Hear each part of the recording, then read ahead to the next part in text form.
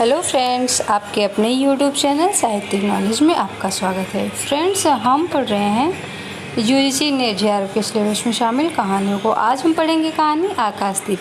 इस कहानी के रचनाकार जयशंकर प्रसाद जी हैं। जयशंकर प्रसाद जी का जन्म 30 जनवरी 1889 ईस्वी में तथा इनका निधन 15 नवंबर 1937 ईस्वी में हुआ।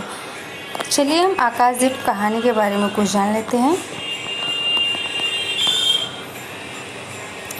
जयशंकर प्रसाद जी का कुल 5 कहानी संग्रह पहला छाया, जिसका प्रकाशन वर्ष 1912 ईस्वी में, दूसरा प्रतिध्वनि 1926 ईस्वी, तीसरा आकाशदीप 1929 ईस्वी, चौथा आंधी 1929 ईस्वी तथा 5वां इंद्रजाल जो कि 1936 ईस्वी में प्रकाशित है। आकाशदीप कहानी संग्रह में कुल 19 कहानियाँ हैं जो इस प्रकार हैं। आकाशदीप, ममता, स्वर्ग के खंडहर में, सुनहला सांप, हिमालय का पथिक, भिखारिन, प्रतिध्वनि, कला, देवदासी, समुद्र संतरण, वैरागी, बंजारा, चूड़ीवाला, अपराधी, प्रणय चिन्ह, रूप की छाया, ज्योतिषमती, रमला और विषाती। इस संग्रह के 3 कहानी आकाशदीप, ममता और स्वर्ग के खंडहर में ऐतिहासिक वर्णन मिलता है। फ्रेंड्स, चलिए हम आकाशदीप कहानी का पात्र परिचय देखते हैं।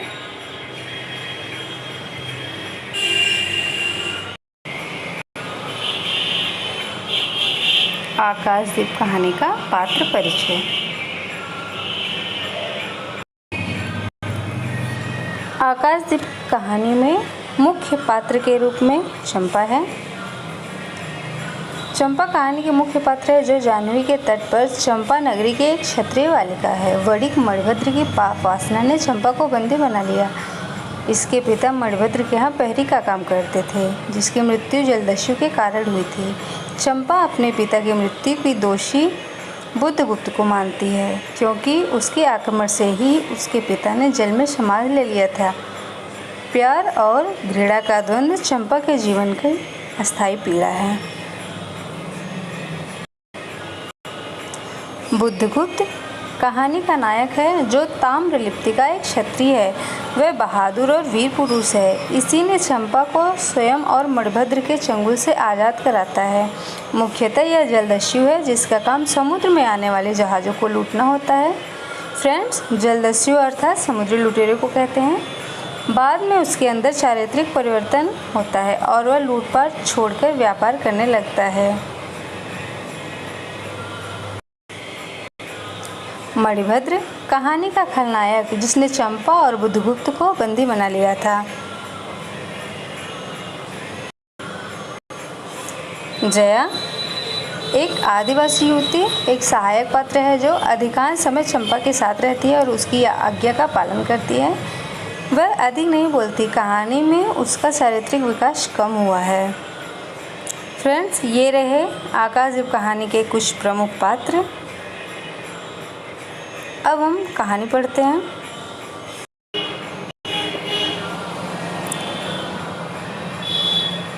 बुद्धगुप्त कहता है, बंदी? तो चंपा कहती, क्या है, सोने दो। मुक्त होना चाहते हो? अभी नहीं, निद्रा खुलने पर। चुप रहो, फिर अवसर न मिलेगा। बड़ा शीत है, कहीं से एक कंबल डालकर कोई शीत से मुक्त करता। आंधी की संभावना है, यही एक अवसर है। आज मेरे बंधन शिथिल हैं। शिथिल अर्थात ढीले हैं। तो क्या तुम भी बंदी हो? हाँ, धीरे बोलो। इस नाव पर केवल 10 नाविक और प्रहरी हैं। शस्त्र मिलेगा? मिल जाएगा। पोत से संबद्ध रज्जू अर्थात रस्सी काट सकोगे? हाँ।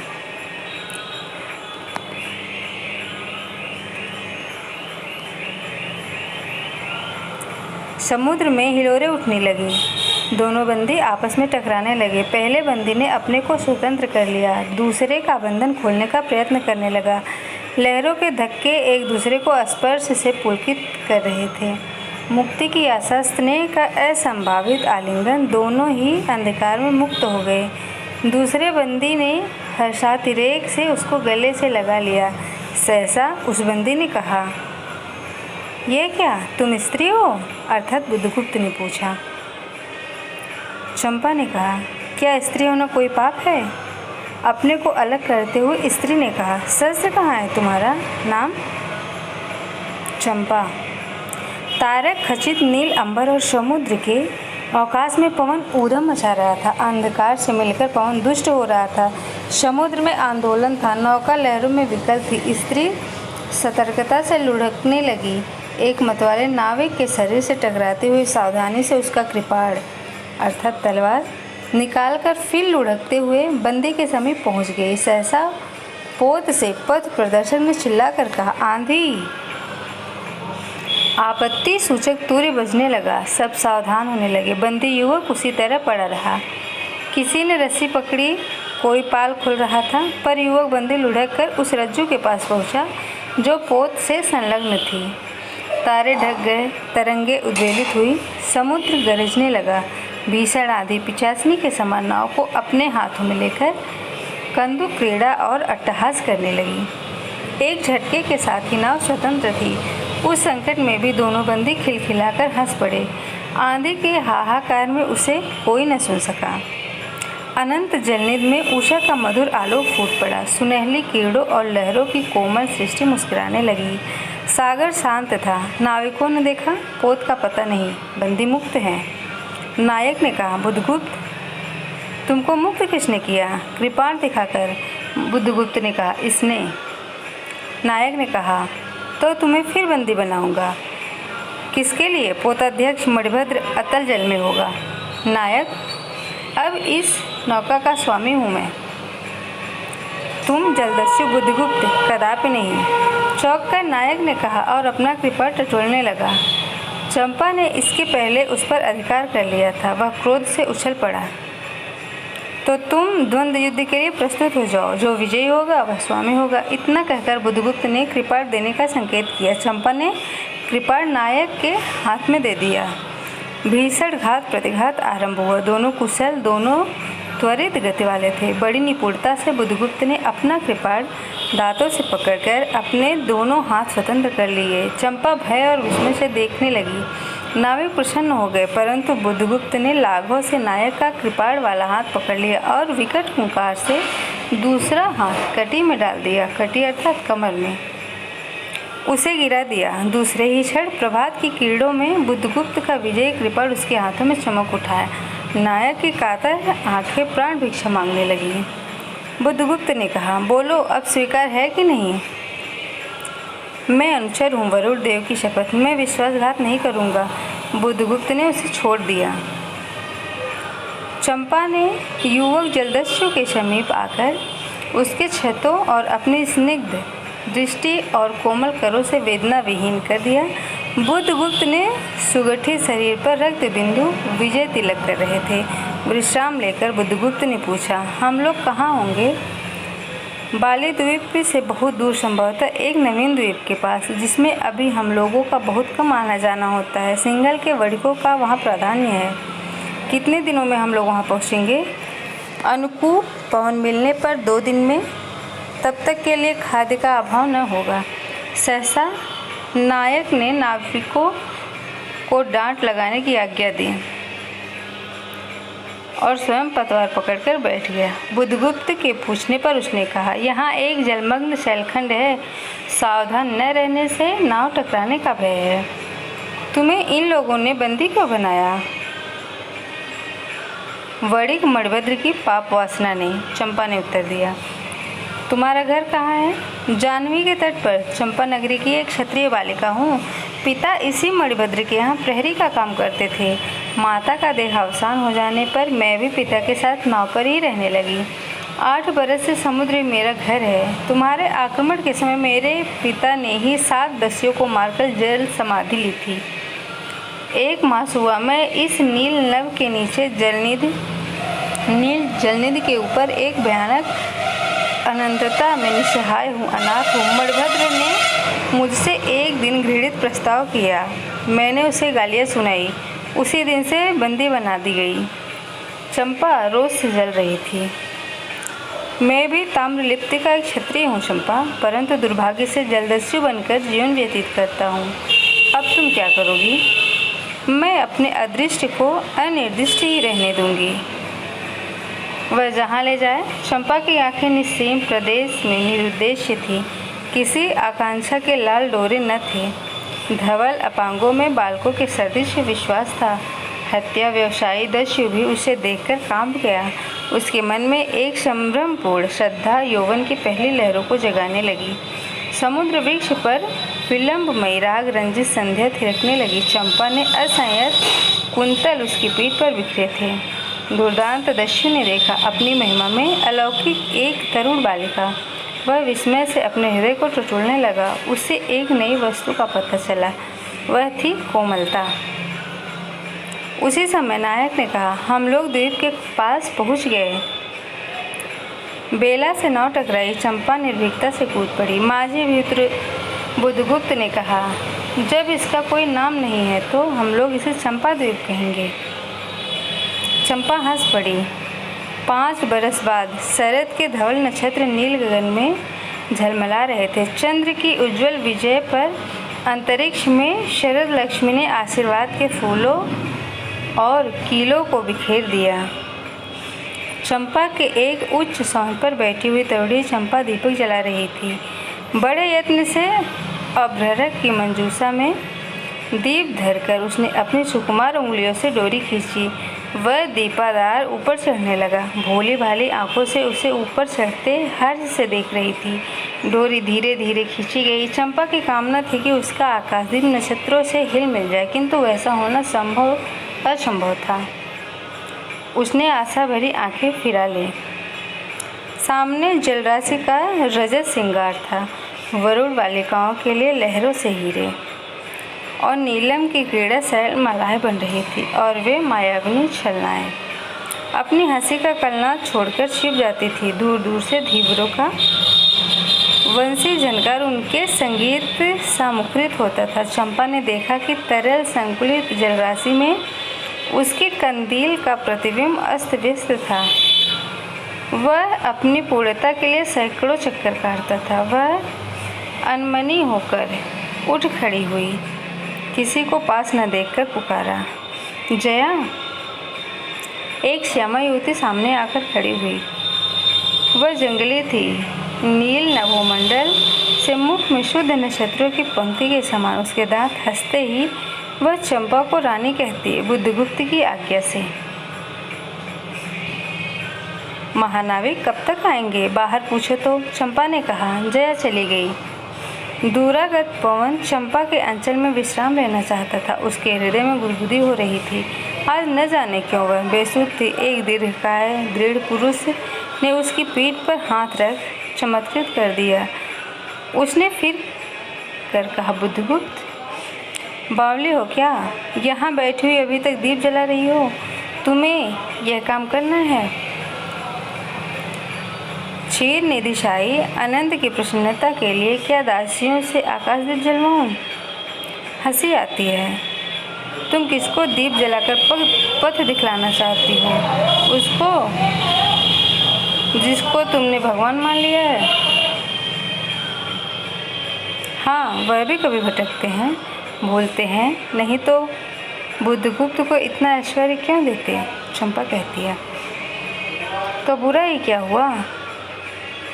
इस द्वीप की अधीश्वरी चंपा रानी, मुझे इस बंदी गृह से मुक्त करो।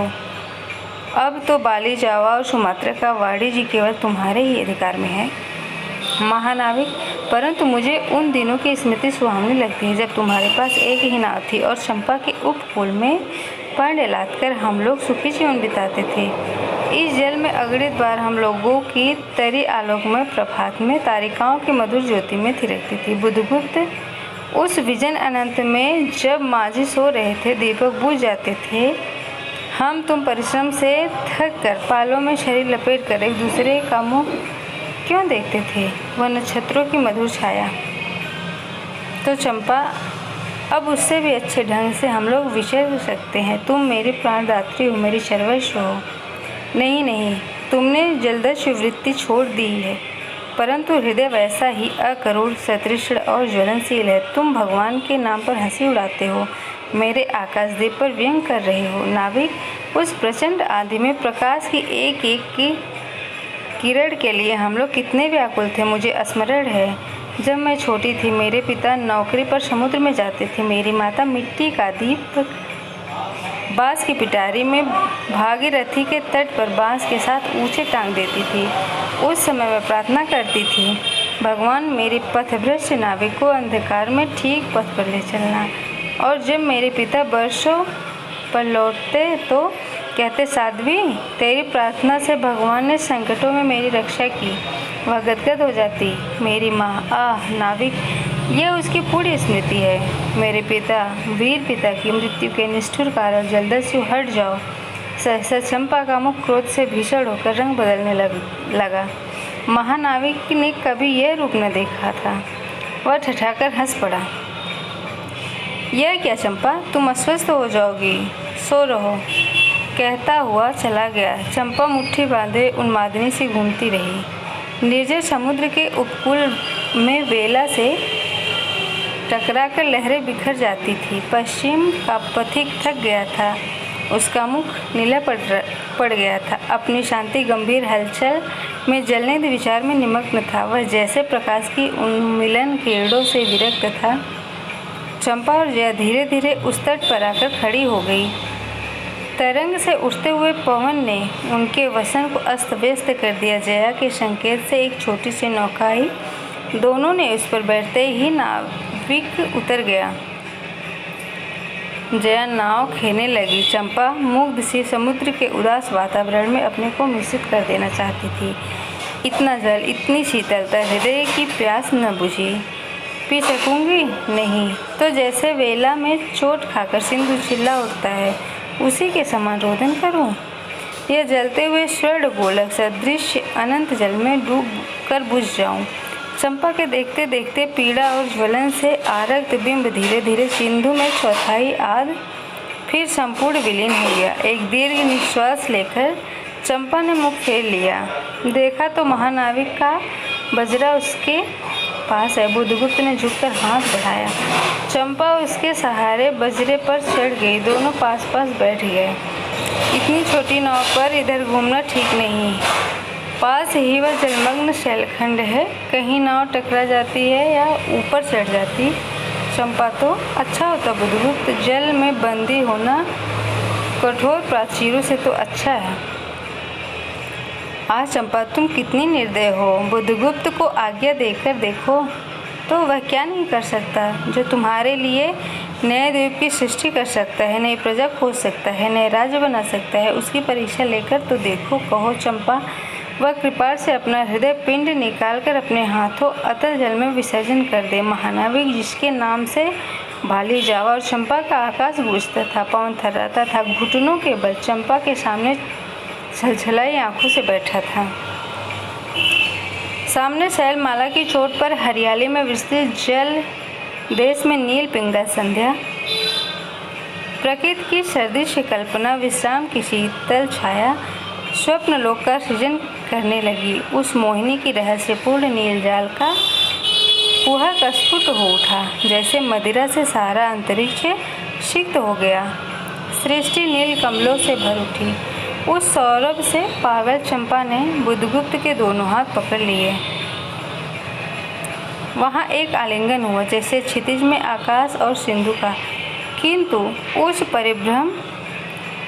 उस परिरम में सहसा चैतन्य होकर चंपा ने अपनी कंचुकी से एक कृपाण निकाल लिया। बुद्धगुप्त, आज मैं अपने प्रचोद का कृपाण अतल जल में डुबो देती हूँ। हृदय ने छल किया, बार बार धोखा दिया। चमक कर वह कृपाण समुद्र का हृदय वेदता हुआ विलीन हो गया। तो आज से मैं विश्वास करूँ, क्षमा कर दिया गया? आश्चर्य कंपित कंठ से महानाविक ने पूछा। विश्वास कदापि नहीं बुद्धगुप्त। जब मैं अपने हृदय पर विश्वास नहीं कर सकी, उसी ने धोखा दिया। तब मैं कैसे कहूँ? मैं तुम्हें घृणा करती हूँ, फिर भी तुम्हारे लिए मर सकती हूँ। अंधेर है जलदस्यु, मैं तुम्हें प्यार करती हूँ। इतना कहकर चंपा रो पड़ती है। वह स्वप्नों की रंगीन संध्या तम से अपनी आंखें बंद करने लगी। दीर्घ निश्वास लेकर महानाविक ने कहा, इस जीवन की पुण्यतम घड़ी की स्मृति में एक प्रकाश गृह बनाऊंगा चंपा। यही उस पहाड़ी पर संभव है कि मेरे जीवन की धुंधली संध्या उससे आलोकपूर्ण हो जाए।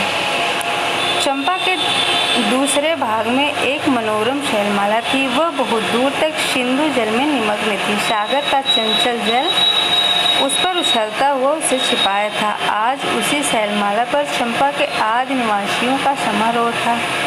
उन सबों ने चंपा को वनदेवी सा सजाया था। आम्रलिप्त के बहुत से सैनिक नाविकों की श्रेणी में वन कुसुम विभूषित चंपा शिविकारूढ़ होकर जा रही थी। शिविकारूढ़ अर्थात पालकी पर सवार होकर।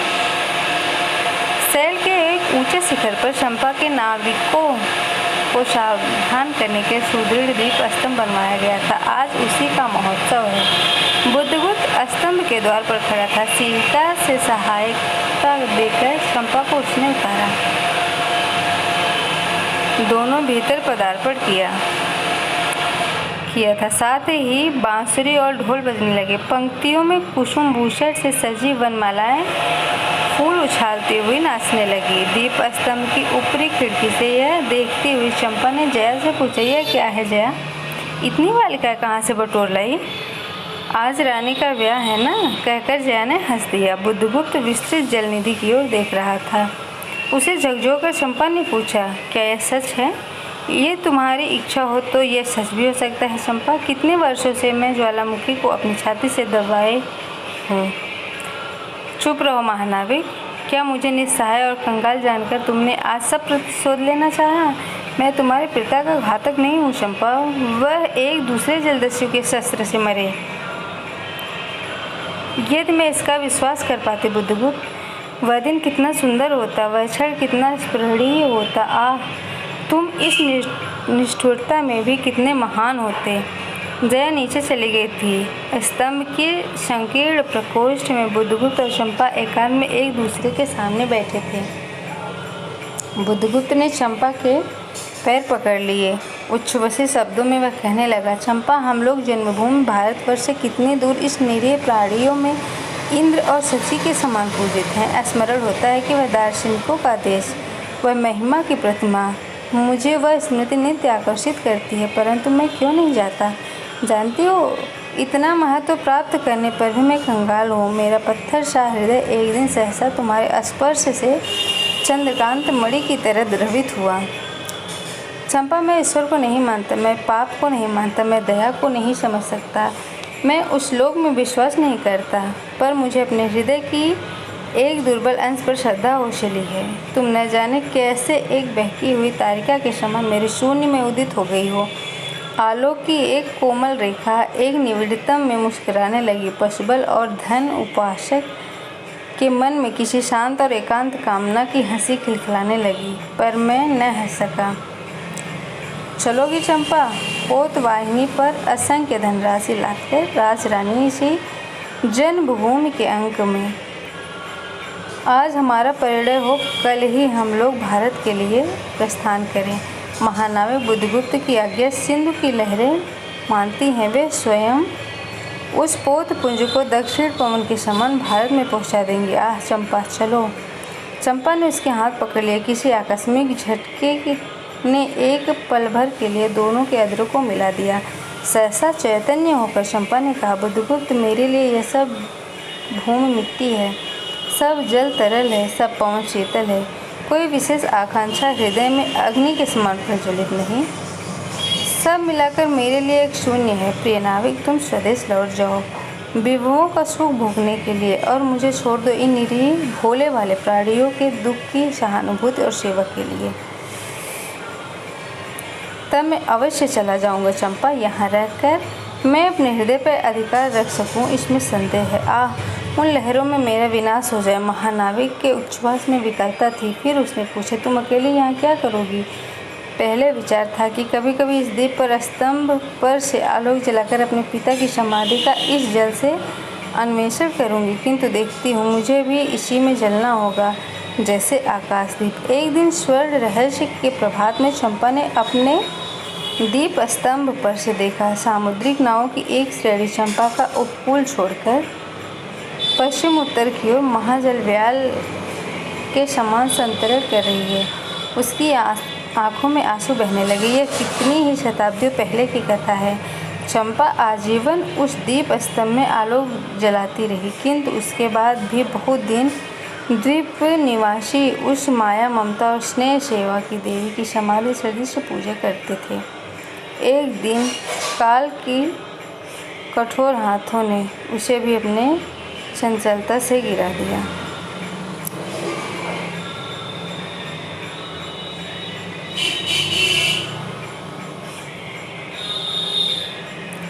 फ्रेंड्स, आकाशदीप कहानी समाप्त होती है। अगले क्लास में अगली कहानी हम देखते हैं।